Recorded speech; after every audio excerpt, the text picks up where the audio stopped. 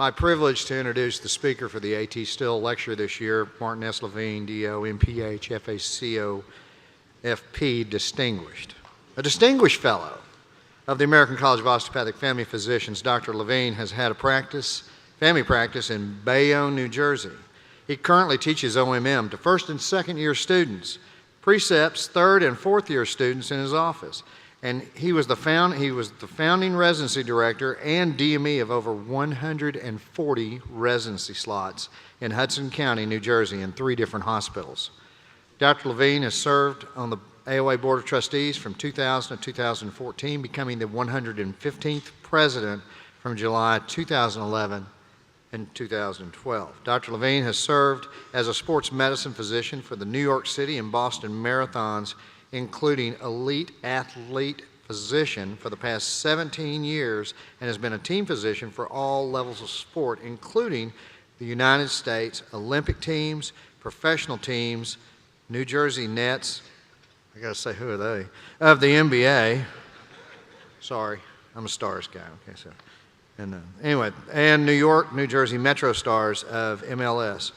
College and high school teams. Dr. Levine received his DO degree from ATSU, KCOM, and completed a family practice residency and faculty development fellowship and health policy fellowship, and a master's in public health. In the spring of 2012, Dr. Levine received an honorary Doctor of Science in Osteopathy from his alma mater, KCOM ATSU, and from the UMDNJ SOM Medal of Excellence. And in 2013, he was awarded an honorary Doctor of Osteopathic Medicine and Humanities from the Edward Via College of Osteopathic Medicine. Dr. Levine was named to New York Magazine's Best Doctor every year from 1999 through 2013. He is a 3rd generation DO of 4 generations of DOs in the family and is number 11 of 20 DOs. He's the only son of an AOA president to become an AOA president. And you can usually find him barefoot water skiing at 6 a.m., ladies and gentlemen, Dr. Martin S. Levine.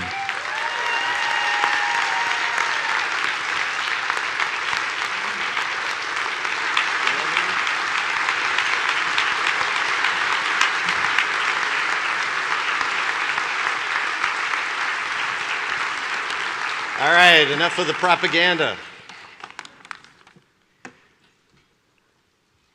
Thank you, Mr. Speaker. Thank you, Dr. Becker, for giving me the opportunity to be up here today. Thank you, Dr. Boozer, Adrian, AOA staff, Charlie, thanks for everything.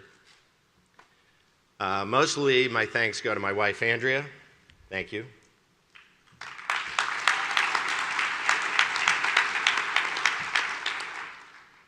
But really they go to you, my fellow delegates. Yeah, like you, I've been a delegate here for a number of years, even a caucus chair. Even though we don't have a caucus. Some of us know what that means. And I've been very proud to hold the mantle of that degree that we all share. We have really come a long way as a profession. I guess my family journey, as you heard, I'm a 3rd generation DO, and people ask me, oh, why'd you become a DO? I didn't know anything else, didn't know what anyone else did, basically. I didn't know what any other jobs meant. All I knew is when I followed my grandfather or my father around town, people would stop them and say, you know, they want to shake their hands, they want to thank them for something, and then they would lean down to me and say, do you know what they've meant to me? And that's when I said, boy, I really should be a DO. If that's the kind of response they get from their fellow citizens of Bayonne, New Jersey, this is really something special. My grandfather went into practice in 1930. 1930, started at Kirksville in 1926. Interesting times. very interesting times. And he passed the legacy on to the rest of the family. As you heard, I'm number 11 in the family. We all have our number. So when people said, oh, wait, you're going to be president of the AOA? Yeah, we've seen that. Yeah, oh, congratulations.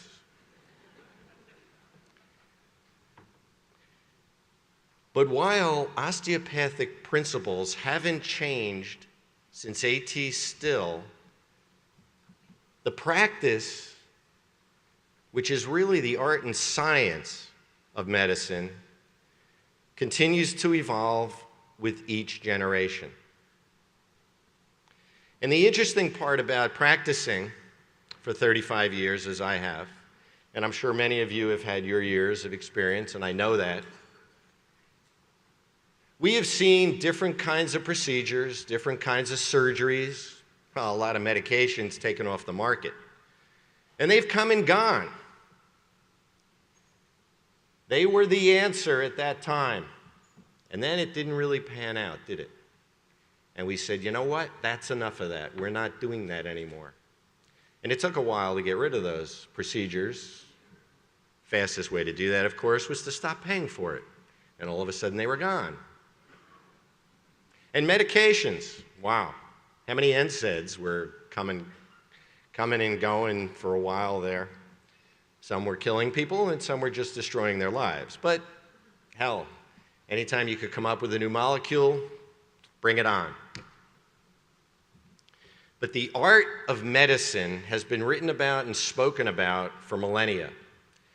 The art of medicine is where the osteopathic profession is the generally accepted leader. The leader is an interesting statement. It's defined as an organization that is the most advanced or successful in a particular area. There is no debate about it. We are the leader in the art of medicine.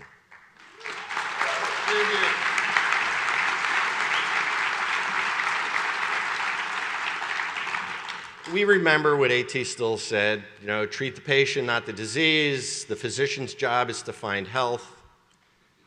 Ingrained in us are those statements. We use them. We think about them occasionally. When we get together, we talk about them. Other physicians from that era also agreed with Dr. Still, including William Osler, who said, the good physician treats the disease, the great physician treats the patient who has the disease. And even before them, obviously, we've seen quotes from writings of Maimonides, Hippocrates. They all had similar thoughts. But we, the osteopathic profession, have defined the art of medicine.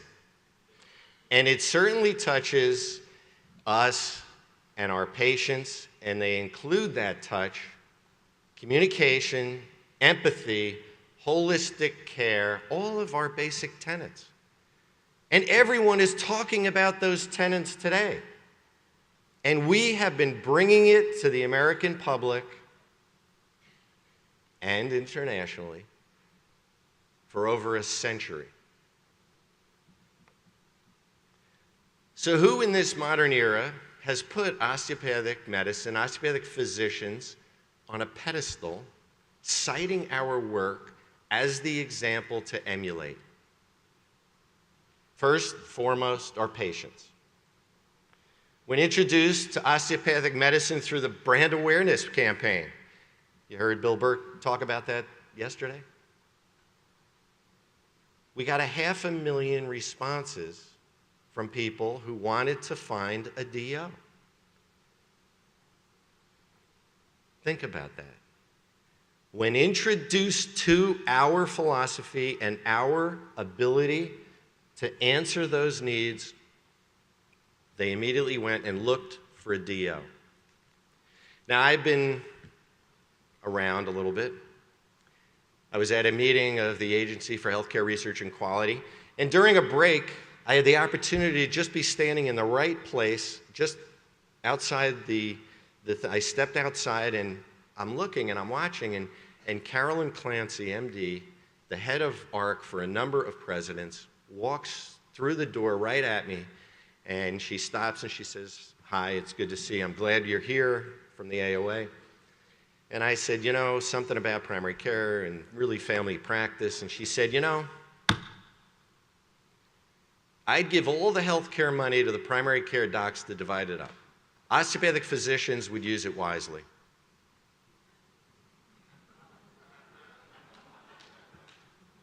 At the Coalition for Physician Accountability, all the groups that accredit, license, assess students and physicians, and this was before they had the name. They hadn't actually decided on the name at this meeting.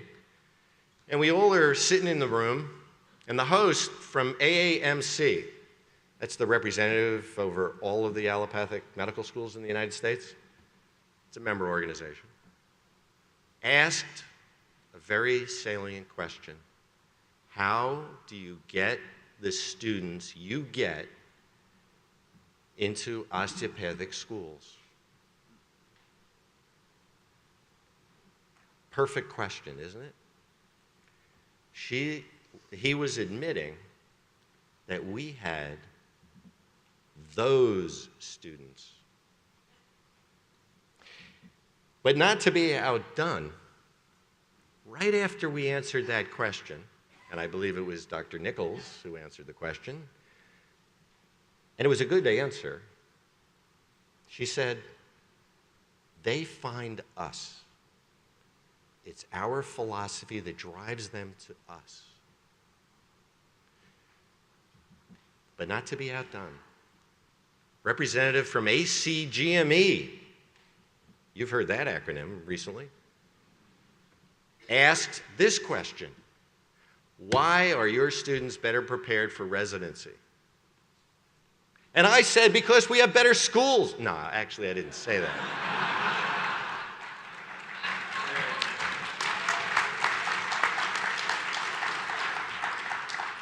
Karen Nichols stopped me, of course, and said, "Don't do that." No. But who else? And from what venues? These are very, those were two close venues. But here's another one. I had the opportunity to serve as a discipline chief for family medicine for Unicom for a number of years. I still actually do that, and I take their third-year students in my office, give them 21 hours of lecture during the year, among other things. And I went up at the insistence of the then dean, John Gimple, to go up to the school and listen to their keynote speaker at graduation. Interesting guy, preeminent cardiologist of the 20th century, Bernard Lown, MD. You may or may not disagree with my assessment, but he did basically invent the DC defibrillator, leading to the AED on the walls everywhere you see. He also decided that we should be cardioverting people, some important things in cardiology. He also won the Nobel Peace Prize, but that doesn't have anything to do with the conversation. And he looked out at that Unicom graduation in 2009, and he said, "You're better prepared than your allopathic counterparts to take care of the health needs of the American public."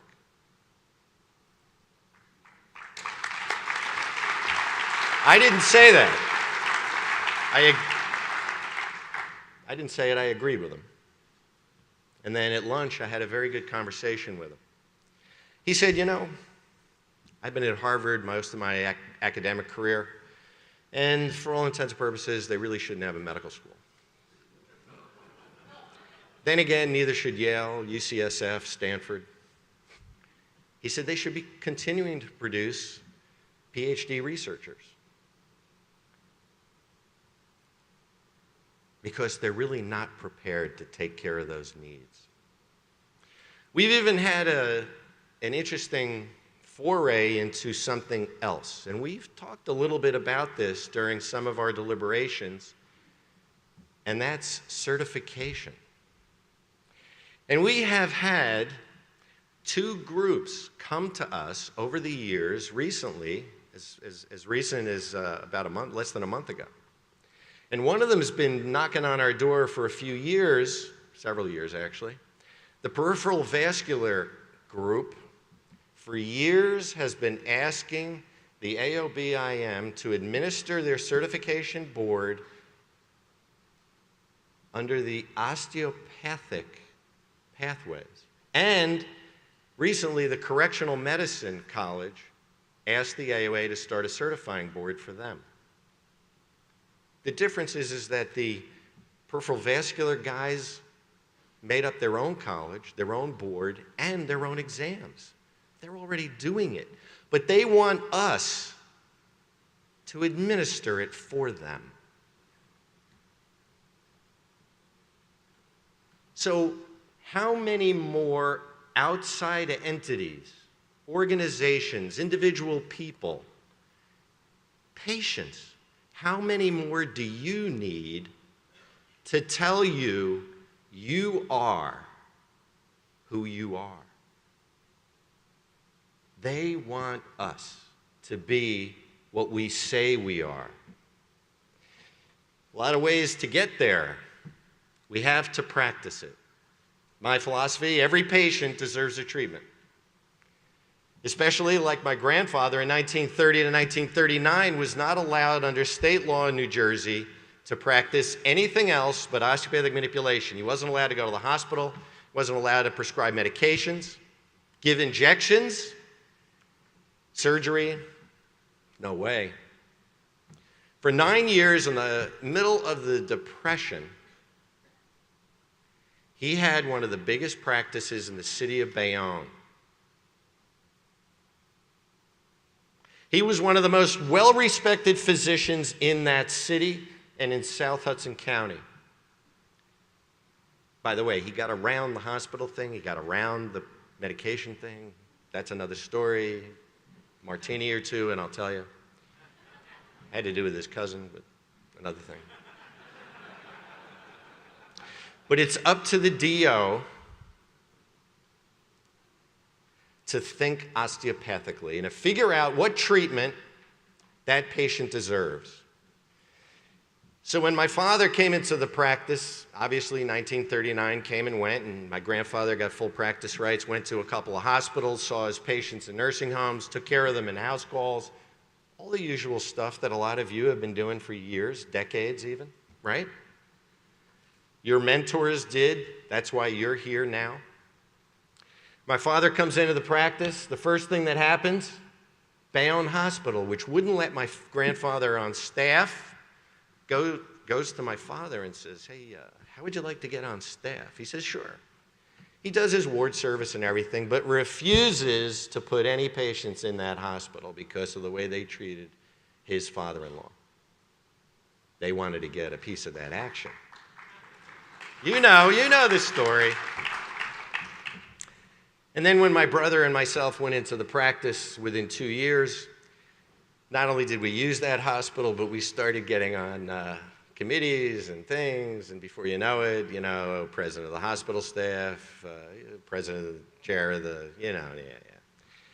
Once they figure out that you're okay, they start putting you to work, and they ask you your opinion, and they want you to actually do everything for them. Which is how I ended up starting 140 residency slots in South Hudson County. But not only do we have to practice it, we have to teach it at every level. And we need to make our students and residents feel that they can walk into any room in any institution at any time for any reason and think osteopathically and say, I can make this patient feel better before I leave the room, before I write for these prescriptions. Well, now you're writing that stuff in the room, so. But before you write in the patient chart for orders to do this or orders to do that, we have already treated them, and they say, when you ask them that simple question, how do you feel now? They say 1 word every single time. They feel better. Why wouldn't you want to be doing that? And that's what we need to teach those students and residents. Now, you do it, they do it. I don't really care who does the OMT, but your students can do it. I've precepted about 7 or 8 schools, and trust me, and trust them, and trust our schools. Our students are good at OMT. They need to practice it. One of the things that is important is that we also have to prove it. In proving OMT, we have been able to change the dynamic of healthcare in ways that are very important.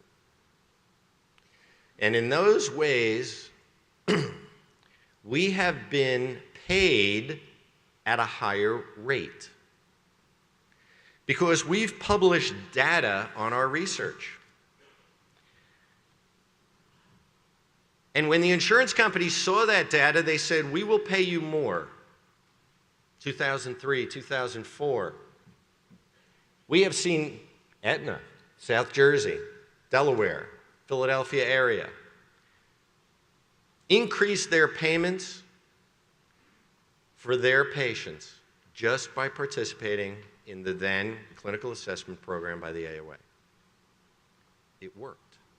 It worked. It gave you what you wanted. You wanted to be respected. You wanted to get your payment.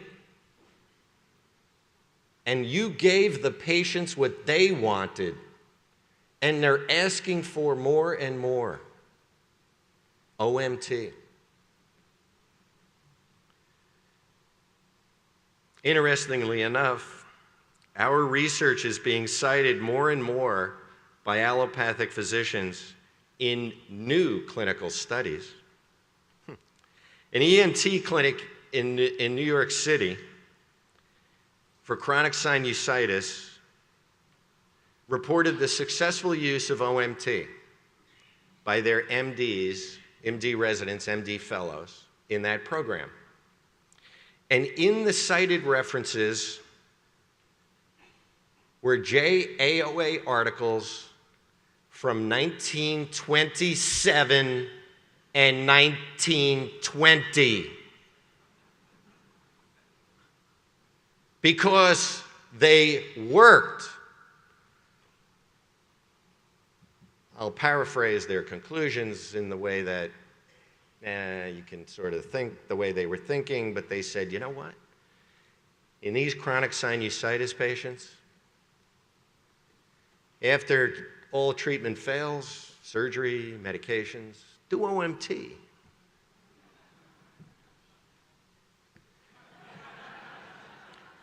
You got to remember, ENT is a surgical specialty.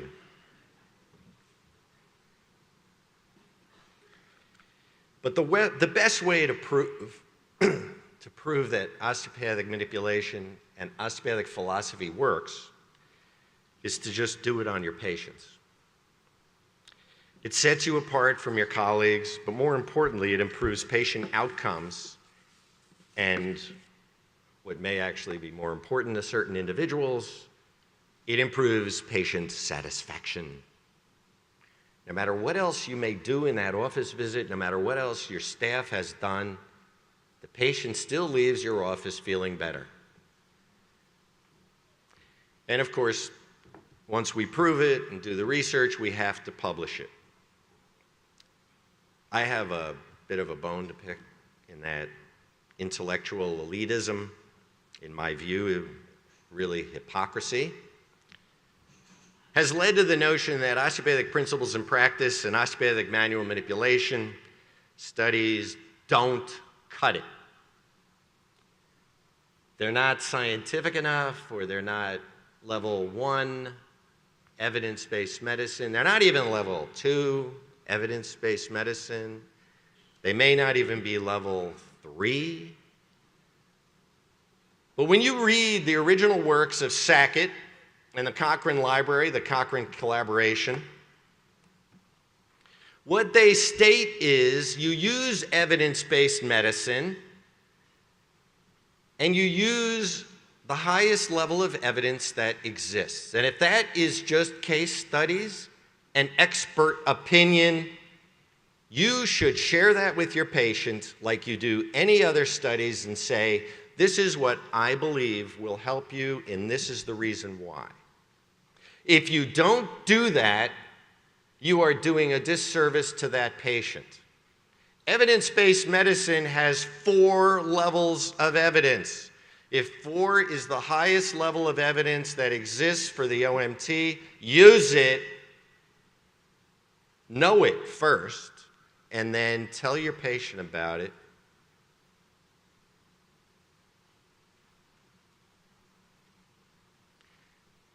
Your patient will thank you for at least explaining it to them.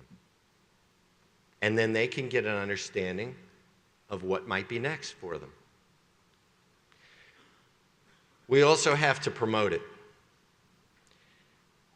Today's AOA brand awareness campaign, as I mentioned, over 300,000 prospective patients sought care from an osteopathic physician. The challenge is finding a DO who does OMM.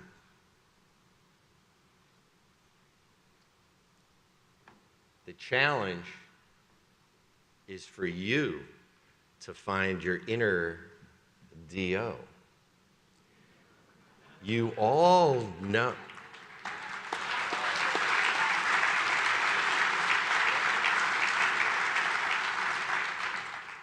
You all know how to do lymphatic pump. Start with that. Anyone who comes in with an upper respiratory infection, do lymphatic pump. Increases things like T cells, B cells, white blood cells.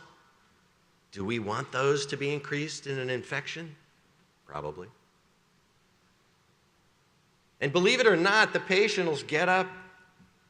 Well, actually, one other one. Whenever you give an immunization,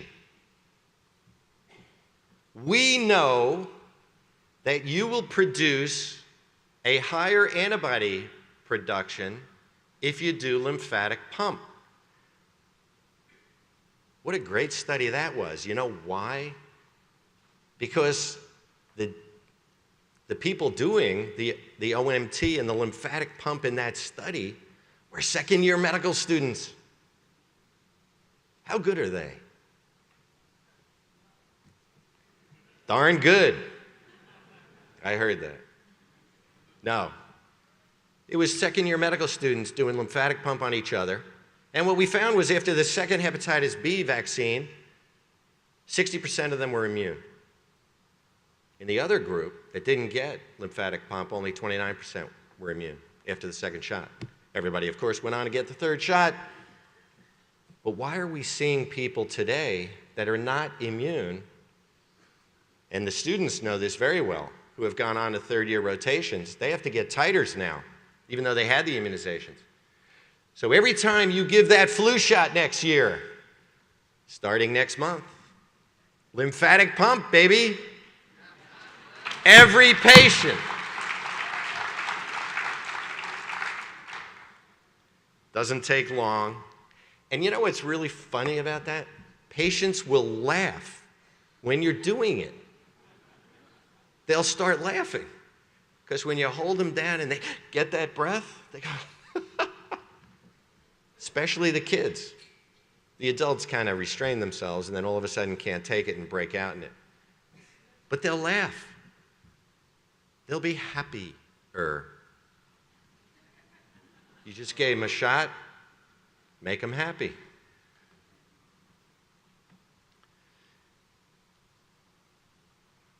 You know, promoting what we do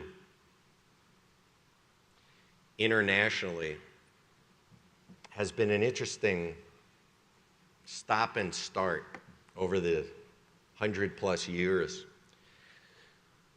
still said, "The flag of scientific progress is accepted as truth and honored as such, not only in America, but other countries.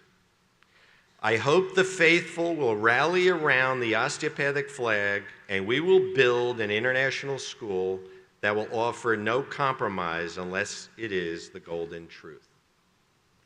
He always accepted students from foreign countries, even in the late 1800s, to the school. And they all went back and practiced osteopathy in Japan, in Australia, all around the country, all around the world.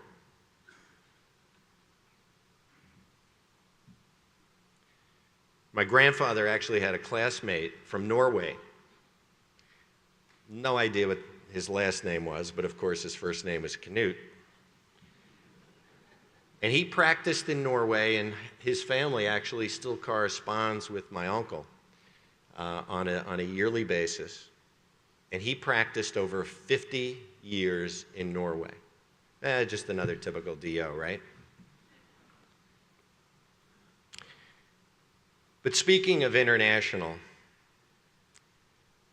the next president of the International Association of Medical Regulatory Authorities will be our very own Hank Chaudhry, DO. Hank?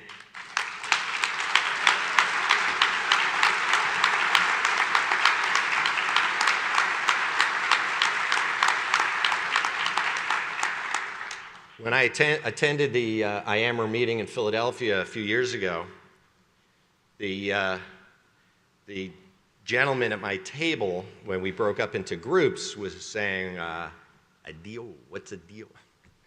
I was explaining, whatever, not getting anywhere, whatever. And I said, "Hank Chaudhry." And he goes, "Yes? Ah." Not sure what that meant, but congratulations to Hank. You know, today, medicine is changing rapidly, transformational. I don't think it's really changing that much. It's challenging, alarming. The biggest pain in the rear end is when you have to sign every document twice, because the second signature is the attestation that the first one was your signature. Always made a lot of sense to me.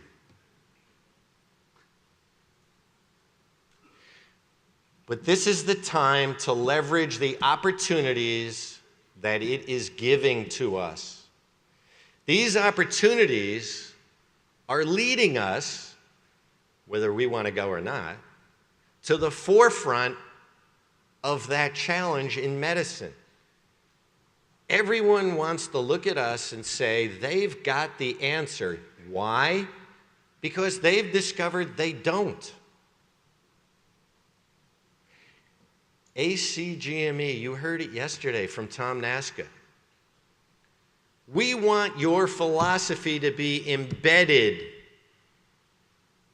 The inoculation that we have given them is throwing all these microbes in every direction.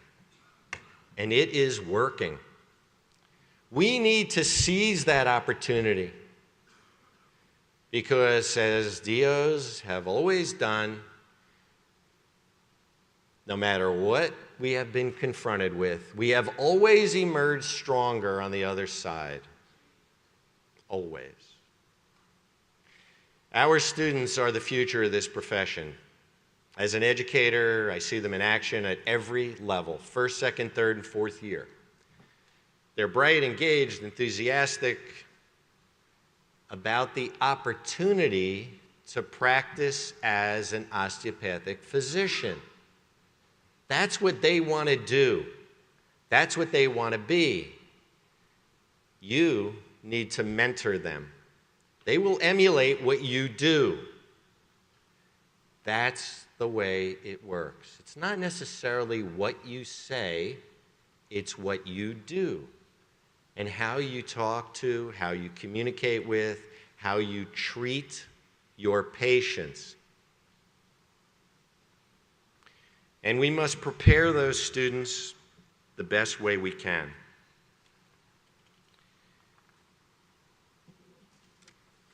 But in order to do that, we have to look at ourselves. We talked about this a lot. We all know that high-quality patient outcomes are related to the health and well-being of the physician. Burnout leads to poor patient care. Doesn't necessarily, and you can talk to the psychiatrists in the group, doesn't necessarily lead from burnout to depression to suicide. They're each individual things. But the burnout itself starts taking away our ability to engage with our patients in the most successful way we could possibly be doing it. Certainly, most of us know of some prominent DOs who have lost that terrible battle and have committed suicide. But they at least had a chance to succeed, and they did.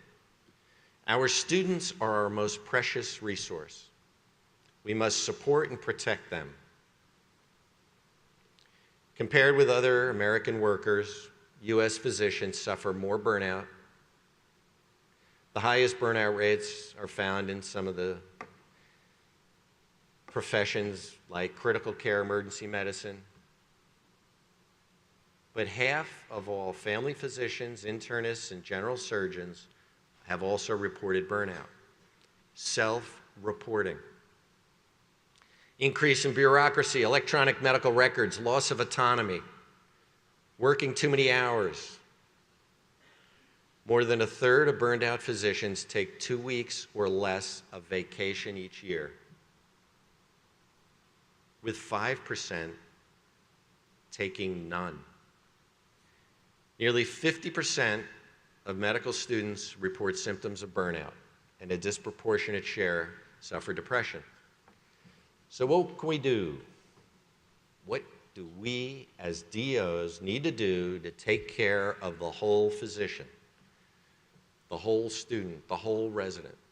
Well, I'm proud of the COSGP and SOMA and their mental health task force, pursuing several initiatives, raise awareness, reduce the stigma of mental illness. Schools certainly have plenty of on-site counseling. Physicians who have the ability to control their work hours tend to experience less stress and burnout. But physicians who do volunteer activity also report less stress and burnout. Physicians who have a healthy lifestyle more likely to preach what they practice. But if you teach students and residents in your practice and engage them in the patient care, the feedback you get from the students and the residents will revitalize you. You all should be preceptors. Don't tell me it takes too much time, it's too much a burden, it's too this, too that. I am barely working about 8 hours on Monday, 4 hours on Friday in my office. I hit 50 patients last week. I have 2 to 3 students in my office all the time. I say, don't tell me you're done with the patient until you've done OMT.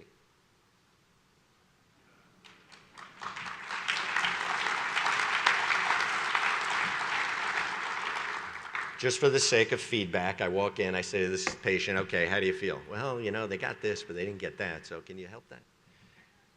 I treat them too, and then I show the students how to get that OMT to work for them and for that patient. But I believe that our abilities to successfully lead the osteopathic profession into the next era of growth and prosperity is directly related to our individual and collective wellness.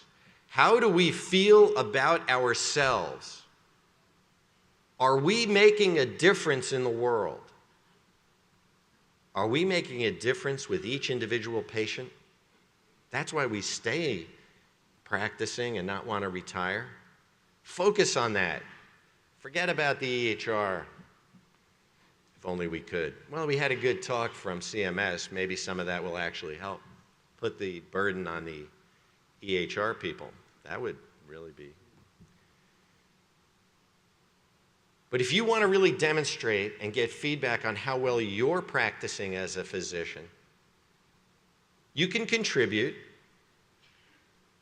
to osteopathic clinical research by reporting your patient care data to the repository of data that's collected through the Osteopathic Continuous Certification. The data has led to studies, as I mentioned, of increased payment to those that participated. Just participated. So are you doing everything that you can to evolve and strengthen our profession? If you're a program director, are you transitioning your GME programs to ACGME under the single accreditation system?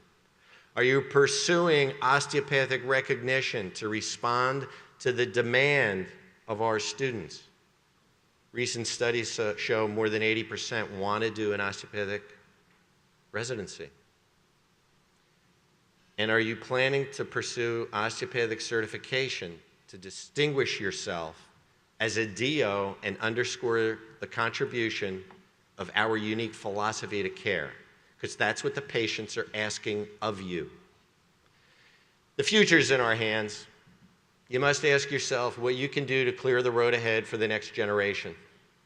Provide high quality, empathetic, osteopathic care for your patients. There's no better brand campaign than a positive experience with a DO. Respond to that demand. The public wants osteopathic physicians, osteopathic medicine, hospital leaders, policymakers, public health officials. They understand the benefits of our whole patient, community-based approach to care. If you look at what our schools have done in regions of the United States to increase the health care, the population health of that area of the country, it's astounding. It has demonstrated our approach works. It has proven itself time and time again. There are institutions that are investing hundreds of millions of dollars into osteopathic profession. Not too distant future, you've heard this, 20%, 25% of all physicians in the US will be trained in osteopathic medicine. We have a responsibility to promote and proclaim its virtue. Encourage the students to think beyond the borders of the US, global economy, global whatever, establish training. It's up to our students, and they're doing it. They all want to go international. You look at all of the humanitarian efforts and the mission work by our schools, by our students signing up. And finally, teach, advocate, and research the science and art, but really the philosophy of osteopathic medicine, emphasizing